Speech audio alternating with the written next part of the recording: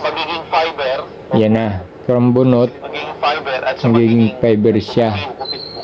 Yun na po yung giniling. Ito po yung mga... Pag nagiling na, Second class na lang po ito. Gawa ng ito po yung pinag-double pass lang ng fiber. Pero ito po yung mga... ito po yung ating mga first class po talaga na lumalabas doon na mapipili. pinagkaskasan na ng bunot. Ito mga din na to. Mga ano. Kukupit na yan. Yan ang kukupit. First class yan.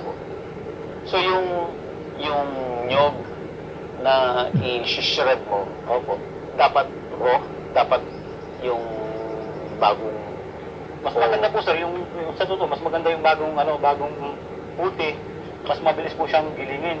Mas mabilis po siyang Bagong video natin, dito tayo ngayon sa try po, medyo talaga sa Quezon. basahin ng konti para medyo malambot-lambot. Para i-shred niya. Sa ating kasama sa hanap buhay.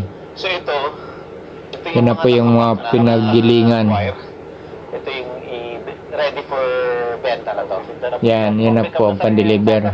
Yan, na siya. Sinong kumuha niyan? Ang kumukuha po sa akin ito ay Buko Logistic Philippines.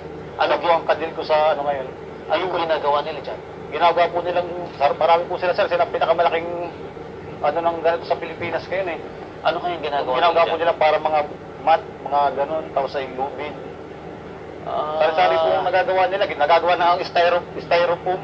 Yung styrofoam ma'am na pwede gawin yung mga frozen. Plywood, yung mga maliliit na ginagawa nilang silang pinaprocess nila. Silang nagpa-process. Ito na po yung machine namin. Yan po yung pinapadaan dito, tapos pinipili at tapos bago i-bail ng ganyan. Pipiliin pa ulit? Opo. Yung po mga ganun, pag nagdaan dito, parang susuplayin po siya. Susuplayin niya. Tapos saka po ilalagay sa mga box na ganito. Tapos saka dito po, mani-mani lang po kasi ang namin eh. Talagang tao lang. Diyan lang ilalagay yung bunot, tapos nandiyan na yung tali. Okay. Tapos ganito na po yung kalalabasan niya. Ganito na. Nakaganito na. Okay. So paano bentahan yan? Ito po sir, ito po ang pick up sa akin ito, 9 pesos per kilo. Ito na po sa planta. Pero po yung pit, hindi ko po masabi sir, dahil hindi pare-parehas seasonal din kasi ang pagka medyo mahirap yung panahon ng bunot, medyo talagang kailangan, medyo magmahal at ang hirap din ang pag-pick up po ng bunot, medyo malayo. Okay. Pero pagka ganitong medyo ang season maganda, at saka hindi masyadong malayo yung hauling ng mga pagkuha ko ng bunot, medyo mura. Pero wala mo akong sale price pa talagang dahil conforme po sa sa panahon at saka yung area ng pinukunan ko ng mga bunot. Pero ito sir, talagang ang Yan po ay pan-deliver na. Ito po kasing Lopez Quezon ay Kasi Kuya Buddy. Plantation. Talagang napakarami po. So talagang likas na andito lang. Si Kuya Buddy, yung kasama niya sa kasi buti tinake over nyo yung napabayaan na kaya nga po sa negosyo ng sinet up yun ng gobyerno tapos sa pabayaan ng mga Kuya Ricky ang kasama niya. Kuya Ricky nakaitim. Sila talaga na kayo nang sinusuportahan.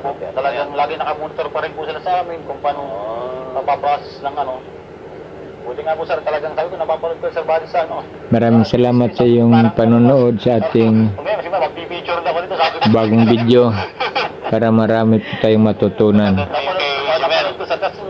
Dami ka daw nabenta ni John seedling sabi niya. Sabi ko magkapa-order na ba tayo sa Lopez kayo ng golf? Ay wala ngayon sir, talagang ubos ang lista ko ngayon. Talagang talagang sir, ito ready na for pick up po ng Saturday. Ito talagang mga ito, pick up na ito. Tapos yun, kailangan makapag-bail na ulit na kami sir ng bago. Puro bukas.